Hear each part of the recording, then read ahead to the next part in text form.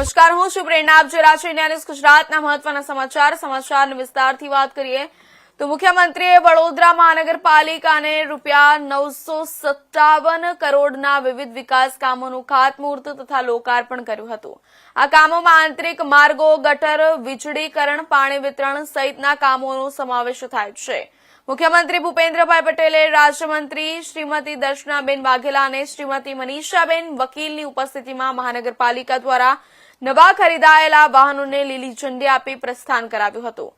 વડોદરા પધારેલા મુખ્યમંત્રી ભૂપેન્દ્ર પટેલે જણાવ્યું કે વડાપ્રધાન નરેન્દ્રભાઈ મોદી દ્વારા શરૂ કરવામાં આવેલા શહેર વિકાસ વર્ષને પરિણામ સ્વરૂપ રાજ્યના નગરો અને મહાનગરો લિવેબલ સિટીઝ બન્યા છે. શહેરોના વિકાસ માટે પ્રતિવર્ષ રાજ્ય સરકાર દ્વારા માતબર રકમની જોગવાઈ કરવામાં આવે છે. તેમણે ઉમેર્યું કે વર્ષ 2005માં જ્યારે તત્કાલીન મુખ્યમંત્રી અને વર્તમાન વડાપ્રધાન નરેન્દ્રભાઈ મોદીએ શહેર વિકાસ વર્ષની શરૂઆત કરી ત્યારે સમગ્ર રાજ્યનું બજેટ માત્ર ₹500 કરોડ હતું, જેની સામે આજે માત્ર વડોદરા જેવા એક જ શહેરમાં એક જ દિવસમાં ₹957 કરોડ રૂપિયાના વિકાસ કામો થઈ રહ્યા છે.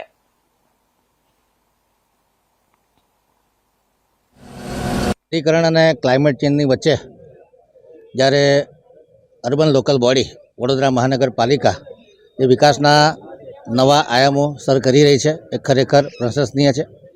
આજે વડોદરા મહાનગરપાલિકા દ્વારા 957 કરોડ રૂપિયાના લોકાર્પણ અને ખાતમુહૂર્તના કામોનો આજે પ્રસંગ રાખવામાં આવ્યો હતો, જેમાં ગુજરાતના મૃદુ અને મક્કમ, નિર્ણાયક, સંવેદનશીલ, લોકલાડીલા મુખ્યમંત્રી શ્રી ભૂપેન્દ્રભાઈ પટેલ, દર્શનાબેન વાઘેલા કે શહેરી વિકાસ અને ગૃહ નિર્માણના રાજ્યકક્ષાના મંત્રી, મહિલા બાળ વિકાસ મંત્રી એવા શ્રીમતી મનીષાબેન વકીલ, શહેરના પ્રથમ નાગરિક પિંકીબેન સોની, શ્રી બાળુભાઈ શુક્લા, તમામ ધારાસભ્યશ્રીઓ જિલ્લા અને શહેરના અને કોર્પોરેશનના પદાધિકારીઓ, કમિશનર અને ડેપ્યુટી કમિશનરની હાજરીમાં આજે આ લોકાર્પણ કાર્યક્રમ કરવામાં આવ્યો.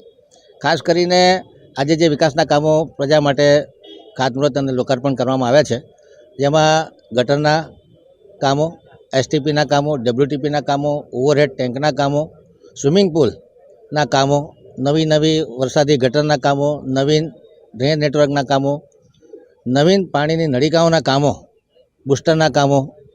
એટલે કહી શકાય કે આગામી 2050 વર્ષ સુધીમાં જે વડોદરા શહેરની 50 થી 54 લાખની વસ્તી થવાની છે, ત્યારે જે જરૂર પડે કે 989 MLD એસટીપીની જરૂર પડે, એની સામે લગભગ આવનાર 1-2 વર્ષની અંદર 963 MLDની ક્ષમતા પૂરી થાય.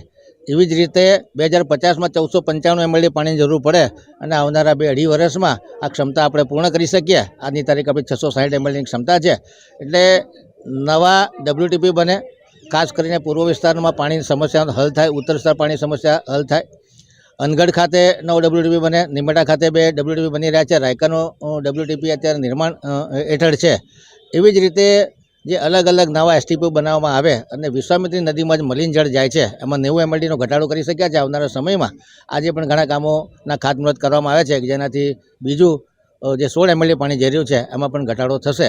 એટલે ખૂબ આયોજનબદ્ધ રીતે વડોદરા શહેર વિકાસ સાધી રહ્યો છે અને વિઝન સાથે તમામ પ્રોજેક્ટો મૂકવામાં આવી રહ્યા છે. 4800 કરોડના કામ છેલ્લા 100-2 વર્ષ મંજૂર થયા છે. 19 વોર્ડ હોય તો દરેક વોર્ડમાં 250 કરોડની આસપાસના કામ થયા છે. એટલે કહી શકાય કે જ્યારે આખા રાજ્યનું બજેટ 500 કરોડ રૂપિયા હોય એવો સમય ગુજરાતે જોયો છે, ત્યારે આજે એક વોર્ડમાં 250 કરોડના કામ થતા હોય અને આજની એક જ દિવસ સ્ટેન્ડિંગમાં 320 કરોડના કામ મંજૂર કરવામાં આવે છે. આજે એક જ દિવસમાં 957 કરોડના કામના લોકાર્પણ ખાતમુહૂર્ત કરવામાં આવ્યા છે. આની પહેલાં પણ 722 કરોડના કામ માનનીય મુખ્યમંત્રીશ્રીના હાથે લોકાર્પણ અને ખાતમુહૂર્ત કરવામાં આવ્યા હતા. એની પહેલાં બીજા 1100 કરોડ, માનનીય વડાપ્રધાનશ્રી દ્વારા 900 કરોડ. એટલે કહી શકાય કે અત્યાર સુધીમાં 3500 કરોડ જેટલા કરોડના કામો જે મહાનુભાવો દ્વારા ખાતમુહૂર્ત અને લોકાર્પણ કરવામાં આવે છે.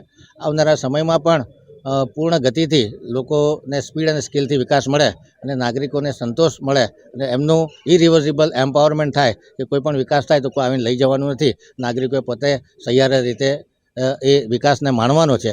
ત્યારે કહી શકાય કે જે રીતે ગુજરાત સરકારનો ખાસ કરીને માનનીય મુખ્યમંત્રીશ્રીનો જે સાથ સહકાર વડોદરાને મળી રહ્યો છે, વિશ્વામિત્રી પ્રોજેક્ટ હોય કે મેં કીધું એમ કે એસટીપી WTP બનાવવાના હોય કે વડોદરા શહેરમાં ઓડિટોરિયમ બનાવવાને, સ્વિમિંગ પુલ બનાવવાના હોય, સ્પોર્ટ્સ ફેસિલિટી ઊભી કરવાના, તમામમાં ગુજરાત રાજ્ય સરકારનો ખૂબ સહકાર મળી રહ્યો છે અને આવનારા સમયમાં પણ મળતો રહેશે. આજના કાર્યક્રમમાં પધારેલા તમામ મહાનુભાવોનો ખૂબ ખૂબ આભાર વ્યક્ત કરું છું અને તમામ નાગરિકોને ખૂબ ખૂબ